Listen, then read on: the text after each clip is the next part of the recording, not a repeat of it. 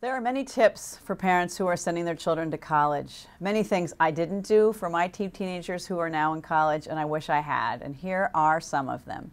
The first, make sure your child's immunizations are up to date. And that includes the measles shots, the pertussis vaccines, the meningococcal vaccines, and the HPV vaccines. All of these may or may not be administered in the college infirmary, but it could be for a price. And a lot of times what happens is if you can get this stuff done the summer before your kid goes off to college, you're not faced with a couple of problems. One, they may not be able to start class if they haven't had an up-to-date immunization record, or if they are at the school and there is an outbreak of a particular illness like meningococcal disease, you rest assured that your child won't get that because they've had the vaccine and they won't have to find a place to get the vaccine.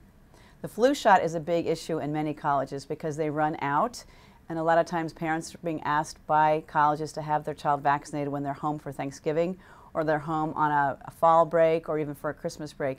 That's not too late. It's not optimal. Obviously, we want flu vaccine administered in late September, October. Another really great tip is to make sure that you have your child's immunization record from their pediatrician or healthcare provider, family practitioner, and you have that sent to you, faxed to you, and then you can take a copy of that, make a PDF copy of that, and keep that in your own computer. So for the 5th or 6th or 8th time your child asks you, can you please send me my vaccine records, you're not getting back to the primary care provider and hoping they'll send it to you. You actually have a copy of it, and not a paper copy, but a PDF copy. Do that for the passport of the child. Do an extra copy of your child's driver's license. Any documentation that your child may lose, make sure that you copy and make a PDF in your own computer so that you can actually have a record of it at your convenience, and also for them to have. You can send it to your own child via email so they have it for their records as well.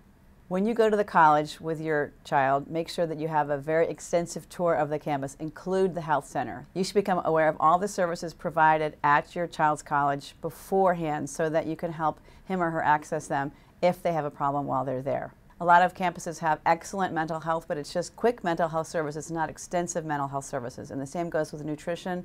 But the bigger campuses have physical therapy, but not all. The other very important point to realize is if your child is over 18, you are not going to have any access to their records or information. And if you call, they are not going to tell you whether your child went to the infirmary either, unless your child gives specific permission and they have to sign a form that says you can have access to their health records. Some of the kids will say, no, I don't want my parents to know any about this.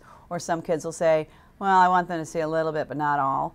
And some say, I don't care, they can see all of it. It really depends on your child, and it depends on the policy of the campus.